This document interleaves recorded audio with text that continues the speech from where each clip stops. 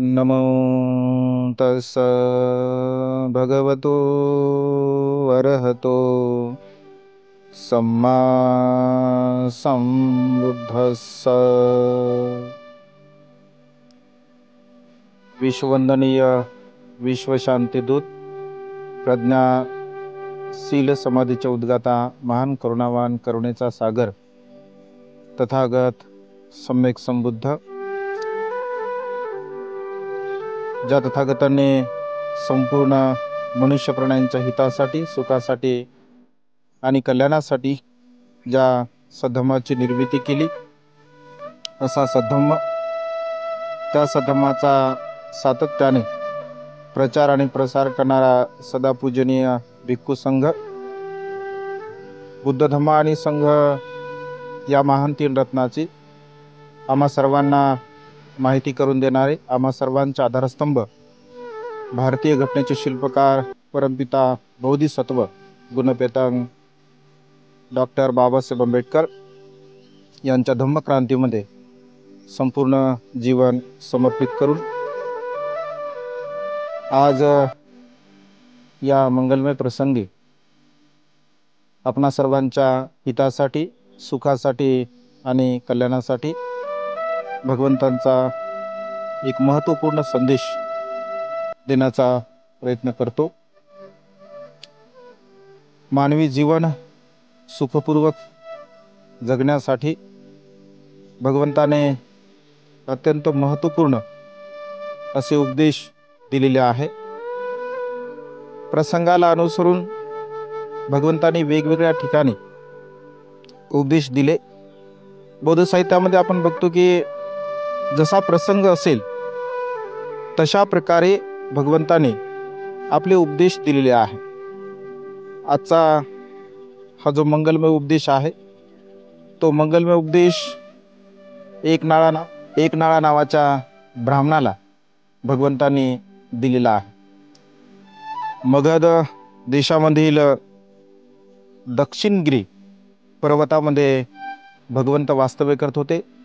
आपण बघतो की बौद्ध साहित्यामध्ये जो मगध प्रदेश आहे, राजा बिंबिसार राजा त्यांच्या अधिपत्याखाली हे संपूर्ण राज्य होतं आणि त्या काळामध्ये मगध देश हा संपूर्ण तत्वज्ञानाच्या दृष्टिकोनातून अत्यंत महत्त्वपूर्ण होता असं म्हटलेलं आहे आणि त्यामुळे भगवंतांचे बहुतांश वर्षावास त्या परिसरामध्ये झालेले आहे किंवा अनेक वेळा भगवंतांनी तिथे आपले उपदेश दिलेले आहे। एक वेळचा प्रसंग आहे, सकाळच्या प्रहरी भगवंत आपलं पात्र आणि चिवर घेऊन भिक्षाटन करण्याच्या उद्देशाने निघत असतात। एक नाळ नावाचा ब्राह्मण आपल्या शेतावरती कार्य करत असतो असं म्हटलं आहे। साहित्यामध्ये असा उल्लेख आहे की 500 नांगर त्याच्या शेतामध्ये चालत असत आणि त्यामुळे यावेळच्या प्रसंगी 500 जोड्या जे शेत पेरणीचं कार्य त्या ठिकाणी करत होत्या। 500 पेरणीचं कार्य करत असल्यामुळे तिथे असंख्य लोक शेतीचं काम करण्यासाठी जमा झालेले होते। त्यांच्या भोजनाची वेळ होती आणि भोजनाची वेळ असल्यामुळे सर्व लोक भोजनासाठी बसत असतात। भगवंत भिक्षा घेण्याच्या उद्देशाने, म्हणजे भिक्षाटन करण्याच्या उद्देशाने, भोजनाच्या उद्देशाने एका झाडाच्या बाजूला थांबत असतात। तेव्हा एक नाळ नावाचा ब्राह्मण भगवंताकडे येतो आणि भगवंताला म्हणतो, हे श्रमणा, आम्ही शेती नांगरतो, आम्ही शेती वखरतो, आम्ही शेती पेरतो आणि त्याच्यानंतर त्याचं निंदन करतो, खुरपण करतो, त्याची मळणी करतो, त्याला काढतो आणि त्याच्यानंतर त्या पिकापासून आमची उपजीविका आम्ही करत असतो। श्रमण गौतमा, तू तर तरुण आहेस, तुझे केश अगदी काळेशार आहेत, तुझे बाहू हे अत्यंत बलदंड आहे आणि तू ऐन तारुण्यामध्ये अशा प्रकारे दुसऱ्याकडे भिक्षा मागून तू का जीवन जगत आहे? तूही सुद्धा स्वतः मेहनत केली पाहिजे, स्वतः तू परिश्रम केला पाहिजे आणि स्वतः परिश्रम करून, स्वतः मेहनत करून तू तुझी उपजीविका केली पाहिजे. अशा प्रकारे भगवंताला एक नाळा नावाचा ब्राह्मण त्या ठिकाणी संबोधित करत असतो. तेव्हा भगवंत असे म्हणतात की हे ब्राह्मणा, मी सुद्धा शेती करतो, मी सुद्धा नांगरतो, मी सुद्धा वखरतो, मी सुद्धा पेरतो, मी सुद्धा मळणी करतो आणि मी सुद्धा अमृतमय जे काही पद आहे, निर्वाणगामी जे पद आहे, त्या निर्वाणगामी पदाची मी शेती करतो. अशा प्रकारे भगवंत त्याला स्पष्टीकरण देतात. तेव्हा तो म्हणतो की श्रमण गौतम असं म्हणतात की मी सुद्धा शेतकरी आहे, परंतु इथे श्रमण गौतमाचे आम्हाला बैल दिसत नाहीत, इथे श्रमण गौतमाचा आम्हाला नांगर दिसत नाही, जू दिसत नाही. म्हणजे कुठल्याही प्रकारे शेतीसाठी लागणारं जे काही अवजार आहे, साहित्य आहे, तर ते साहित्य आम्हाला इथे मात्र दिसत नाही. आणि श्रमण गौतम म्हणत आहे की मी सुद्धा शेतकरी आहे, तर तुम्ही शेतकरी कसे आहात हे आम्हाला सिद्ध करून दाखवावे. अशा प्रकारे एकनाळा नावाचा ब्राह्मण भगवंताला त्या ठिकाणी प्रश्नार्थक प्रश्न करतो आणि अशा प्रकारे विचारतो. तेव्हा भगवंत असे म्हणतात, हे ब्राह्मण, माझी सुद्धा शेती आहे. आणि त्या शेतीचं वर्णन करत असताना भगवंत असे म्हणतात की श्रद्धा हे माझं बीज आहे, श्रद्धा हे माझं बीज आहे. म्हणजे श्रद्धेचं बीज मी लोकांच्या मनामध्ये पेरत असतो. श्रद्धारूपी बीज जेव्हा जेव्हा लोकांच्या मनामध्ये पेरलं जातं, ज्याप्रमाणे हे ब्राह्मणा तू शेतामध्ये बी टाकतो आणि शेतामध्ये बी टाकल्यानंतर अत्यंत चांगल्या दर्जाचं, उच्च दर्जाचं जेव्हा तू शेतामध्ये बी टाकतो, तर ते शेतामध्ये बी टाकल्यानंतर तू चांगल्या प्रकारे शेती निर्माण करत असतो. अगदी तशाच प्रकारे मी मानवी मनामध्ये श्रद्धेचं बीज टाकत असतो. कारण जोपर्यंत मानवी मनामध्ये श्रद्धा निर्माण होत नाही, श्रद्धा उत्पन्न होत नाही, तोपर्यंत मनामध्ये उत्पन्न होणारा राग, मनामध्ये उत्पन्न होणारा द्वेष, मनामध्ये उत्पन्न होणारा मोह, मनामध्ये उत्पन्न होणारा राग, द्वेष, लोभ, मोह हे विकार आपण नष्ट करू शकत नाही. आणि म्हणून हे ब्राह्मणा, श्रद्धारूपी बीज अत्यंत महत्त्वपूर्ण आहे. भगवंत असे म्हणतात की श्रद्धाय तरती ओघं, म्हणजे श्रद्धेच्या आधाराने या संसारामध्ये असणारा जो काही महापूर आहे, या महापुराला पूर्णपणे आपण नष्ट करू शकतो, या महापुराला आपण पूर्णपणे नाहीच करू शकतो. श्रद्धा जर आपल्या चित्तामध्ये नसेल तर मानवी जीवनामध्ये उत्पन्न होणारा जो काही महापूर आहे, जो रागाचा आहे, द्वेषाचा आहे, लोभाचा आहे, मोहाचा आहे, मीपणाचा आहे, गर्वाचा आहे, ईर्ष्येचा आहे, जलनचा आहे, तृष्णेचा आहे, म्हणजे जेवढे मानवी मनामध्ये उत्पन्न होणारे जे विकार आहेत, या सर्व प्रकारच्या विकाराला नष्ट करण्यासाठी श्रद्धारूपी बीज असणं अत्यंत गरजेचं आहे. जोपर्यंत श्रद्धारूपी बीज तुमच्या चित्तामध्ये, तुमच्या मनामध्ये निर्माण होत नाही, तोपर्यंत खऱ्या अर्थाने तुम्ही सुखाला प्राप्त होऊ शकत नाही. आणि म्हणून माझं जे बीज आहे ते श्रद्धारूपी बीज आहे आणि या श्रद्धेचं बीज मी शेतामध्ये टाकत असतो आणि निर्वाणगामी शेती करत असतो, सुखाची शेती मी करत असतो, असं भगवंत म्हणतात. त्याच्यानंतर भगवंत असे म्हणतात की जे काही तप आहे, तप ही माझी दृष्टी आहे. म्हणजे ज्याप्रमाणे संसारामध्ये जीवन जगत असताना आपल्या मनावरती ताबा मिळवण्यासाठी, आपल्या मनावरती संयम करण्यासाठी मनुष्याला तप करणं अत्यंत गरजेचं आहे. जोपर्यंत मनुष्य तप करत नाही तोपर्यंत कुठल्याही प्रकारे सत्यज्ञानाला तो प्राप्त करू शकत नाही. मग तप कशाचा करायचा आहे तर भगवंत असे म्हणतात की कायेन सौरव साधू, वाचाय सौरव साधू, मनसाय सौरव साधू. कायेचा संवर म्हणजे संयम असणं अत्यंत गरजेचं आहे. वाचेचा संवर, वाचेचा संयम आणि मनाचा संवर, मनाचा संयम असणं अत्यंत गरजेचं आहे. जोपर्यंत काया, वाचा आणि मन ह्या तीन गोष्टीवरती आपला संयम राहत नाही, आपण संयम करत नाही, तोपर्यंत आपण सुखपूर्वक जीवन जगू शकत नाही. याला एक प्रकारचा तप असं भगवंतांनी म्हटलं आहे. तप म्हणजे केवळ नदीमध्ये आंघोळ करणे म्हणजेच तप नाही, किंवा पैदल चालणे म्हणजे तप नव्हे, झाडावरती उलट राहणे म्हणजे तप नव्हे, किंवा जटा पाण्यामध्ये टाकून ठेवणे म्हणजे तप नव्हे. भगवंत असे म्हणतात की ह्या ज्या काही सगळ्या गोष्टी आहे, ह्या सर्व गोष्टी केवळ कर्मकांडाचं माध्यम आहे.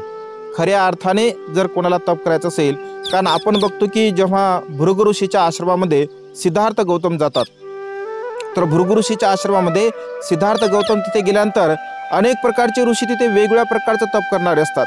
काही ऋषी आपल्या जटा वाढवत असतात, काही ऋषी त्या जटा पाण्यामध्ये ठेवत असतात, काही ऋषी आपलं अर्ध नग्न शरीर पाण्यामध्ये ठेवत असतात, काही ओले चिंब आपलं जे संपूर्ण शरीर आहे ते ओले चिंब शरीर बनवत असतात, काही मात्र केवळ पक्षाप्रमाणे दाणे टिपत असतात. म्हणजे अशा प्रकारे वेगवेगळ्या अंगाने तपश्चर्या करणारे ऋषीमुनी मगध देशामध्ये होते. भगवंत असे म्हणतात की हे तप नाही आहे, याला भगवंतांनी तप असं म्हटलं नाही आहे.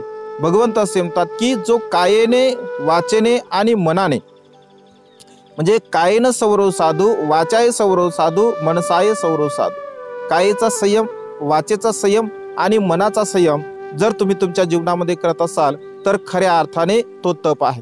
ज्याप्रमाणे पाऊस आल्यानंतर जे बीज आहे ते बीज अत्यंत चांगल्या प्रकारचं उगू शकते, ऐक ना. पाऊस जर नसेल तर बीज उगू शकत नाही, पाऊस जर नसेल तर जमीन ओली होऊ शकत नाही, पाऊस जर नसेल तर त्या ठिकाणी जमिनीमध्ये टाकलेलं बी चांगल्या प्रकारचं उगवत नसल्यामुळे चांगल्या प्रकारचं फळ आपल्याला देऊ शकत नाही.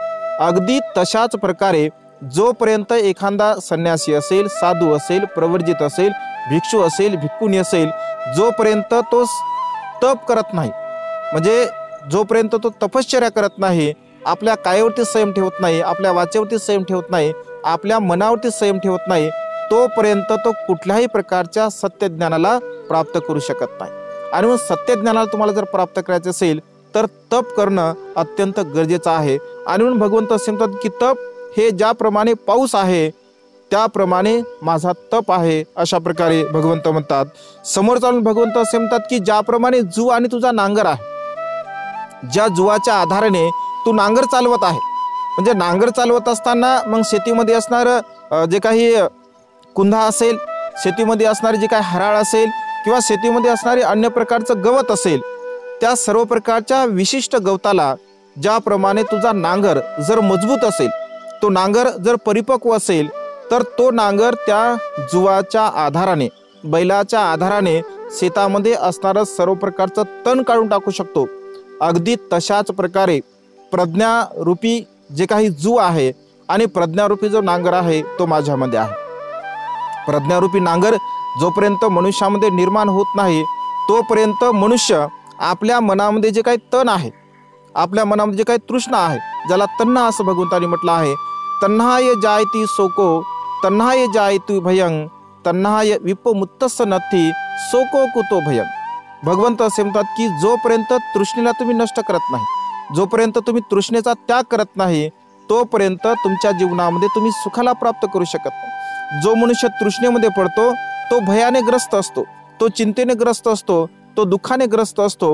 म्हणजे तृष्णेमध्ये पडणारा मनुष्य वेगवेगळ्या प्रकारच्या विकाराने ग्रस्त असतो. भगवंत असे म्हणतात की या सर्व प्रकारच्या तृष्णेला अर्थात तणाला तुम्ही पूर्णपणे नष्ट केलं पाहिजे, ऐक नाही. रागाचं तण आहे, द्वेषाचं तण आहे, मोहाचं तण आहे. म्हणजे ज्याप्रमाणे एखाद्या तणरहित शेतामध्ये जर आपण बी टाकलं तर ते योग्य प्रकारचं येऊ शकत नाही, कारण तिथे ती काळीशार जमीन नाही आहे, ती भुसभुशीत जमीन नाही आहे, ती व्यवस्थित निर्माण केलेली जमीन नाही आहे. अगदी तशा प्रकारे जर तुमच्या मनामध्ये असणारं तण जर तुम्ही नष्ट करत नाही तोपर्यंत प्रज्ञारूपी जे काही चक्षु आहे तर तो चक्षु तुमच्या मनामध्ये निर्माण होऊ शकत नाही. आणि प्रज्ञारूपी जू आणि नांगर माझ्याकडे आहे, त्या प्रज्ञारूपी नांगराने, जुवाने मनामध्ये उत्पन्न होणाऱ्या सर्व प्रकारच्या तणाला मी नष्ट करतो, नाहीसं करतो आणि पूर्णपणे निर्मळ मनुष्याचं मन बनवत असतो. त्यामुळे प्रज्ञारूपी जू आणि नांगर सुद्धा माझ्याकडे आहे. त्याच्यानंतर भगवंत असे म्हणतात की ज्याप्रमाणे तुझ्या नांगराचा दांडा आहे, नांगर आणि जू याला जोडून जे तुझा दांडा आहे तर तो दांडा म्हणजे लज्जा आहे, तो दांडा म्हणजे लज्जा आहे. आपल्याकडे नांगर जरी असेल, आपल्याकडे जू जरी असेल, परंतु तो दांडा जर मजबूत नसेल तर नांगर काही करू शकत नाही आणि जू सुद्धा काही करू शकत नाही. कारण बैलाला सरळ रूपाने व्यवस्थित चालवण्यासाठी दांडा मजबूत असणं अत्यंत गरजेचं आहे. अगदी तशाच प्रकारे भगवंत असे म्हणतात की व्यवहारामध्ये तुमच्याकडे लज्जा भाव असणं अत्यंत गरजेचं आहे. ज्या मनुष्यामध्ये लज्जा भाव नसेल तो मनुष्य चांगले कर्म कधीच करू शकत नाही. का करू शकत नाही? कारण भगवंत असे म्हणतात की त्याला लाज नाही आहे. ऐक ना, व्यवहारामध्ये आपण म्हणत असतो की तुला लाज नाही आहे का, तू अशा प्रकारचं कर्म करत आहे. दोन प्रकारच्या लज्जा आपण बघत असतो. ऐक ना, एक प्रकारची लज्जा अशी असते ज्याला मानसिक लज्जा असं म्हटलं आहे, आणि दुसरी प्रकारची लज्जा ज्याला लोकलज्जा असं म्हटलं आहे. ऐक ना, कधी कधी व्यवहारामध्ये आपण म्हणत असतो, अरे मनाची नाही तर कमीत कमी जनाची तरी तुला लाज असू दे. म्हणजे माणसाला मनामध्ये तर लज्जा उत्पन्न झालीच पाहिजे, परंतु लोक अपवाद ज्याला म्हटलं आहे. ऐक नाही, म्हणजे लोक आपल्याला काय म्हणतील बा, लोक आपल्याला वाईट म्हणतील का, लोक आपल्याला चांगलं म्हणणार नाहीत का, अशा प्रकारची भावना मनामध्ये असणं सुद्धा अत्यंत गरजेचं आहे. मग लज्जा कशाची असावी? तर भगवंत असे म्हणतात की पाप कर्म करण्याची लज्जा असली पाहिजे. जो मनुष्य अकुशल कर्म, पाप कर्म करण्याची लज्जा धारण करतो, लज्जा बाळगत असतो, तर तो मनुष्य कधी अकुशल कर्म करत नाही. ऐक ना, अनेक लोक या संसारामध्ये आपण बघतो की असा विचार करतात की मला कोणी बघतच नाही आहे. ऐक ना, मी जे अकुशल कर्म करत आहे, मी जे वाईट कर्म करत आहे, तर मला कोण बघणार आहे, अशा प्रकारचा विचार करतो आणि मग तो अकुशल कर्म करतो, वाईट कर्म करत असतो. भगवंत असे म्हणतात की जरी आपण अकुशल कर्म करत आहे, वाईट कर्म करत आहे, आपल्याला कोणी बघत नाही आहे, परंतु आपलं जे मन आहे ते मन आपल्याला बघत असते. आणि ज्या माणसाचं मन जर लज्जाशील असेल, त्याच्या मनामध्ये लज्जा भाव असेल, तर भगवंत असे म्हणतात की तो कोणत्याही प्रकारचं अकुशल कर्म करत नाही. म्हणजे अकुशल कर्म करण्याची लाज वाटली पाहिजे आपल्याला, चोरी करण्याची लाज वाटली पाहिजे आपल्याला, प्राण्यांची हिंसा करण्याची लाज वाटली पाहिजे, व्यभिचार करण्याची आपल्याला लज्जा वाटली पाहिजे, खोटं बोलण्याची, निंदानास्ती करण्याची, चहाडी चुगली करण्याची, व्यर्थ बडबड करण्याची आपल्याला लज्जा असली पाहिजे. दुसऱ्यांच्या प्रती राग, द्वेष, लोभ, मोह निर्माण करण्याची सुद्धा आपल्या मनामध्ये लज्जा असली पाहिजे. म्हणजे माझ्याकडून कायने अकुशल कर्म होणार नाही, वाचेने अकुशल कर्म होणार नाही आणि मनाने अकुशल कर्म होणार नाही. अशा प्रकारे काया वाचा मनाद्वारा माझ्याकडून कुठल्याही प्रकारचं अकुशल कर्म होणार नाही. अशा प्रकारची भावना, अशा प्रकारचा लज्जा भाव जर आपल्या चित्तामध्ये, आपल्या मनामध्ये असेल, तर भगवंत असे म्हणतात की सरळ मार्गाने मनुष्य जाऊ शकतो. ऐक नाही, सरळ मार्गाने मनुष्य जाऊ शकतो. कारण सरळ मार्गाने जर तुम्हाला जायचं असेल तर लज्जाशील भाव तुमच्या चित्तामध्ये असणं गरजेचं आहे. भगवंत असे म्हणतात की ज्याप्रमाणे तुझ्या नांगराचा दांडा आहे, अगदी तशाच प्रकारे माझ्या जीवनामध्ये लज्जा भाव सुद्धा आहे, अशा प्रकारे भगवंत स्पष्टीकरण करतात. त्याच्यानंतर भगवंत असे म्हणतात की ज्याप्रमाणे तुझ्या बैलाला काबूमध्ये ठेवण्यासाठी, तुझ्या बैलाला तुझ्या अधीन ठेवण्यासाठी ज्या तू दोरीचा आधार घेतो, ज्या कासऱ्याचा तू आधार घेतो, आणि त्या दोरीच्या आधाराने, त्या कासऱ्याच्या आधाराने तुझ्या बैलांना तू काबूमध्ये ठेवतो, तुझ्या कहेमध्ये ठेवतो. तुला जसं पाहिजे आहे तशा प्रकारे तू त्या बैलांना जिकडे न्यायचं असेल तिकडे नेऊ शकतो. अगदी तशाच प्रकारे माझं जे मन आहे, माझं जे चित्त आहे, या चित्ताला सुद्धा मी तशाच प्रकारे कोणत्या मार्गाने न्यायचं आहे, कशा प्रकारे न्यायचं आहे, तर मी ते चांगल्या प्रकारे जाणतो. चित्त चंचल आहे, कारण भगवंत असे म्हणतात की फदनं चपलं चित्तं दुरख दुर्निवार्यं उजुं करोति मेधावी उशुकारो तेजनं. माणसाचं मन अत्यंत चंचल आहे, दुर्दम्य आहे, कठीण आहे. या कठीण मनाला, या दुर्दम्य मनाला आपल्याला वंश करणे, त्याच्यावरती अधिपत्य गाजवणे अत्यंत कठीण गोष्ट आहे. भगवंत असे म्हणतात की जगामध्ये सर्वात वेगवान गोष्ट जर कोणती असेल तर ते म्हणजे आपलं मन आहे. कारण या मनाचा वेग अनंत असीम असा आहे, आणि या मनाला आपल्याला संयमित करायचं आहे, या मनाला आपल्या काबूमध्ये आपल्याला आणायचं आहे. भगवंत असे म्हणतात की ज्याप्रमाणे एखादा कुशल सारथी असेल, ऐक ना, एखादा कुशल सारथी असेल आणि तो कुशल सारथी भरकटलेल्या घोड्यावरती ज्याप्रमाणे विजय मिळवतो, तर त्याला विजयवीर मी म्हणत नाही. ऐक नाही, म्हणजे तो घोडा किती बलवान असू द्या, किती भरकटलेला असू द्या, जर त्याच्यावरती जर तो विजय मिळवत असेल तर त्याला मी योग्य सारथी म्हणत नाही. भगवंत असे म्हणतात की आपल्या भरकटलेल्या मनावरती जो संयम ठेवतो, ज्याला तो काबूमध्ये ठेवतो, तर त्या व्यक्तीला मी योग्य सारथी म्हणत असतो. कारण मन अत्यंत महत्त्वपूर्ण आहे. कारण मनामध्ये उत्पन्न होणाऱ्या विकारावरती आपल्याला जर संयम ठेवायचा आहे, तर त्या मनाला आपल्याला योग्य मार्गावरती लावणे, योग्य मार्गाकडे त्याला वळवणे अत्यंत महत्त्वपूर्ण आहे. आणि भगवंत असे म्हणतात की ज्याप्रमाणे तू दोरीच्या आधाराने तुझ्या बैलांना काबूमध्ये ठेवतो, अगदी तशा प्रकारे मी विचाराने भरकटलेलं जे मन आहे, तर त्या विचाराच्या भरकटलेल्या मनाला काबूमध्ये कसं ठेवायचं हे मी शिकवतो. त्या चित्ताला मी मार्गावरती लावतो, सन्मार्गावर लावतो, अशा प्रकारे भगवंत म्हणतात.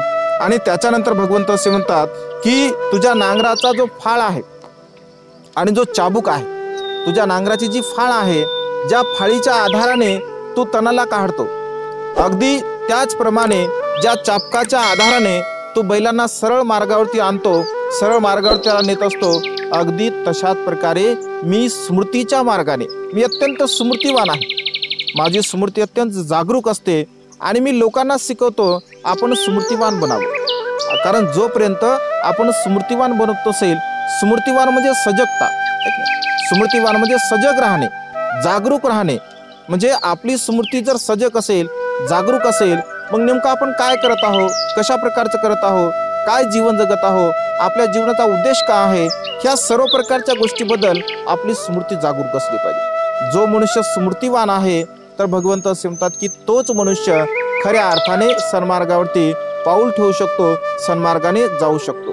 विस्मृतिवान मनुष्य चांगलं कर्म करू शकत नाही, है की नाही? कारण भगवंत असे म्हणतात की असारे सारमत्तीनो सारेच सारदस्सीनो ते सारंग नादी गच्छन्ति मिच्छा संकल्प गोचरा. ज्या माणसाला सत्याला सत्य आणि असत्याला असत्य जर तो समजत असेल तर तो सत्यापर्यंत कसा पोहोचू शकेल? पोहोचू शकत नाही. म्हणून स्मृतिवान आपण असलं पाहिजे. सत्याला सत्यच म्हटलं पाहिजे आणि असत्याला असत्यच म्हटलं पाहिजे. योग्य जर असेल तर त्याला योग्यच म्हटलं पाहिजे, अयोग्य जर असेल तर अयोग्यच म्हटलं पाहिजे. आपल्या सुखाचा आहे तर सुखाचंच आहे म्हटलं पाहिजे, दुःखाचा आहे तर दुःखाचंच आहे म्हटलं पाहिजे. म्हणजे ही स्मृती आपल्यामध्ये असली पाहिजे. आपल्या कायने आपण काय कर्म करत आहोत, आपल्या वाचेने आपण काय कर्म करत आहोत, आपल्या मनाने आपण काय कर्म करत आहोत, याच्यावरती आपण स्मृती आपली सजग राहिली पाहिजे. भगवंत असे म्हणतात की ज्याप्रमाणे एखाद्या घराचा, एखाद्या राजवाड्याचा जो द्वारपाल असतो, है की नाही, एखाद्या राजाचा जो द्वारपाल असतो, तो द्वारपाल अत्यंत जागरूक असतो, रात्रंदिवस तो जागरूक असतो. कारण राजवाड्यामध्ये कोण जात आहे, कोण राजवाड्यातून बाहेर येत आहे, तर त्याला सर्व काही माहीत असते. अगदी तशा प्रकारे आपल्या मनाला, आपल्या मनाचा द्वारपाल आपण स्मृतीला बनवलं पाहिजे. कारण आपल्या मनाचा द्वारपाल जर आपण स्मृतीला बनवलं तर त्या ठिकाणी आपल्या मनामध्ये कोणता विचार उत्पन्न होत आहे, तो चांगला आहे का तो वाईट आहे, अशा प्रकारची सजगता आपल्या मनामध्ये निर्माण होते. आणि मग ज्याप्रमाणे तुझं जे फाळ आहे नांगराचा आणि तुझा जो चाबूक आहे, ज्या फाळीच्या आधाराने तू तण काढत आहे, ज्या चाबकाच्या आधाराने तू बैलांना तुझ्या काबूमध्ये ठेवत आहे, अगदी तशाच प्रकारे मी स्मृतीच्या द्वारा माझ्या मनाला काबूमध्ये ठेवतो. अशा प्रकारे भगवंत त्या ठिकाणी स्पष्टीकरण करतात. त्याच्यानंतर भगवंत असे म्हणतात की तुझे जे बैल आहे तर ते माझं वीर्य आहे. बैलाला वीर्याची उपमा भगवंताने दिलेली आहे. ज्याप्रमाणे बैल दिवसभर शेतामध्ये राबतात, अगदी सकाळपासून संध्याकाळपर्यंत ते शेतामध्ये राबतात आणि शेतामध्ये सर्व प्रकारचं कार्य करत असतात, म्हणजे ते मेहनत करतात. अगदी तशाच प्रकारे मी सुद्धा वीर्यवान आहे, मी सुद्धा प्रयत्नशील आहे. मी शेवटच्या क्षणापर्यंत चांगले कर्म, कुशल कर्म करण्यासाठी प्रयत्न करत असतो. आणि जोपर्यंत मनुष्य प्रयत्न करत नाही तोपर्यंत मनुष्य आपल्या जीवनामध्ये कधी यशस्वीता प्राप्त करू शकत नाही. आणि प्रयत्न असणं अत्यंत गरजेचं आहे, वीर्य असणं अत्यंत गरजेचं आहे. भगवंत असे म्हणतात की मी जेव्हा ध्यान साधना करत होतो, ध्यान साधना करत असताना 6 वर्षापर्यंत मी तपश्चर्या केली आणि 6 वर्षापर्यंत तपश्चर्या केल्यानंतर माझ्या चित्तामध्ये उत्पन्न होतो आणि मला सांगतो, हे सिद्धार्था, तू तर आता सुकुमार आहे, तू एका राजाचा पुत्र आहे, तुझं शरीर आता कृश झालेलं आहे, आता काही क्षणानंतर तू मृत्यूला प्राप्त होणार आहे. हे साधनेच्या पाठीमागे तू लागू नको, या साधनेला तू मधामध्ये सोडून दे आणि तू घरी जा. आजही राजपत तुझी प्रतीक्षा करत आहे. तू आजही जरी तुझ्या राजवाड्यामध्ये गेला तर आजही तू राजा बनत आहे. तू कशाला याच्या नादी लागला आहे, तू आता मात्र काही क्षणामध्ये मृत्यूला प्राप्त होणार आहे. तेव्हा बोधिसत्व म्हणतात की हे मार, मी तुला ओळखला आहे. जोपर्यंत माझ्यामध्ये श्रद्धा आहे, जोपर्यंत माझ्यामध्ये वीर्य आहे, म्हणजे प्रयत्न करण्याची पराकाष्ठा माझ्यामध्ये जोपर्यंत आहे, तोपर्यंत या संग्रामामध्ये मी कधी हरणार नाही. या क्षणी मी मृत्यूला जरी प्राप्त झालो तरी काही हरकत नाही, परंतु हा संग्राम सोडून मी जाणार नाही. संग्रामामधून पळ काढून जाणे आणि जीवन जगणे माझ्यासारख्या शुद्ध व्यक्तीला शोभण्यासारखं नाही. या संग्रामामध्ये जर मी मृत्यूला जरी प्राप्त झालो तरी मला काही हरकत नाही. म्हणजे अशा प्रकारचा दृढ संकल्प उपमा देत असताना ते म्हणतात की ज्याप्रमाणे एखादा महासमुद्र सुकून जाईल परंतु माझे प्रयत्न संपणार नाहीत. ज्याप्रमाणे एखादा पर्वत आपली जागा बदलेल परंतु माझा संकल्प हा बदलणार नाही. म्हणजे माझ्यामध्ये जे वीर्य बल आहे ते वीर्य बल अत्यंत महत्त्वपूर्ण आहे आणि या वीर्य बलाच्या आधाराने मी त्या ठिकाणी निर्वाणगामी शेती करतो. निर्वाणगामी शेती, सुखाची शेती मी करत असतो आणि अशा प्रकारचे प्रयत्न करून मी असंख्य लोकांना निर्वाण मार्गावरती, निर्वाणगामी अवस्थेवरती त्या ठिकाणी लावत असतो. म्हणजे अशा प्रकारे भगवंत त्या ठिकाणी मी कशा प्रकारे कुशल शेतकरी आहे असं स्पष्टीकरण जेव्हा कशी त्या ठिकाणी एक नाळा ब्राह्मणाला भगवंत विश्लेषण करतात तेव्हा तो म्हणतो की भगवान खरोखरच आपण शेतकरी आहात. भगवानची शेती कोणती आहे हे मी जाणत आहे. भगवंताच्या शेतीला मी ओळखला आहे. भगवंताच्या शेतीला मी पाहिला आहे. आणि अशा प्रकारे तो जातो आणि एका काशाच्या पात्रामध्ये खीर घेऊन येतो आणि भगवंताला म्हणतो की भगवान या खिरीचं आपण सेवन करावं, याला ग्रहण करावं. भगवंत असे म्हणतात की हे ब्राह्मणा, मी माझ्यासारख्या प्रज्ञावान व्यक्तीला, माझ्यासारख्या ज्ञानी व्यक्तीला, माझ्यासारख्या बुद्धिवान सम्यक संबुद्धाला हे शोभण्यासारखं नाही आहे.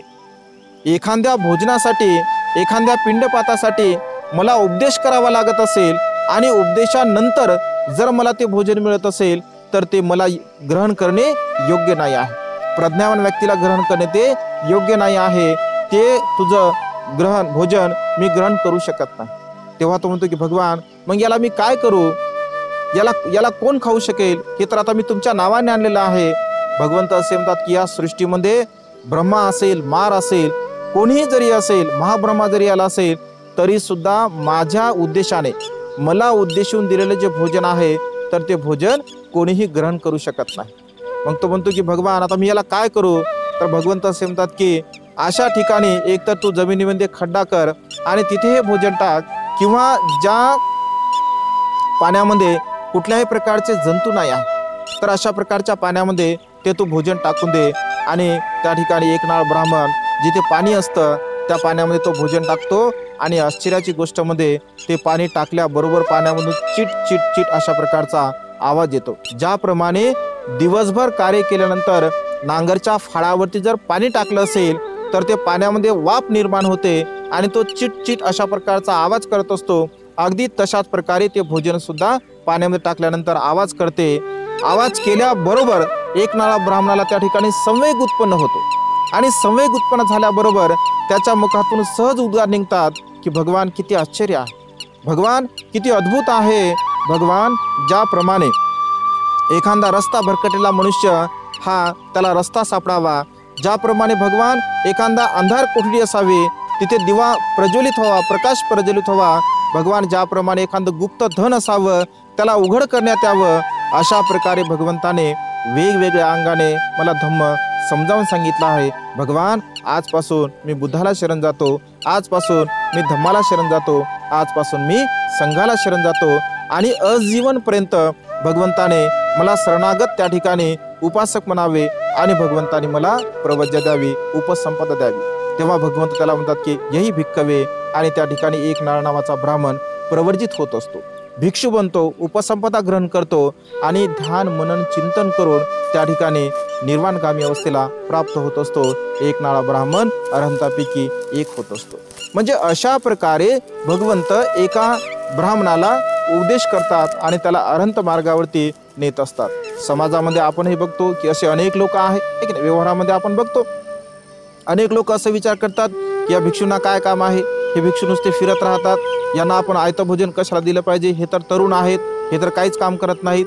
म्हणजे पूर्वीच्या काळामध्ये सुद्धा अशी भावना होती, आजही वर्तमान काळामध्ये आहे आणि भविष्यामध्ये सुद्धा राहणार आहे.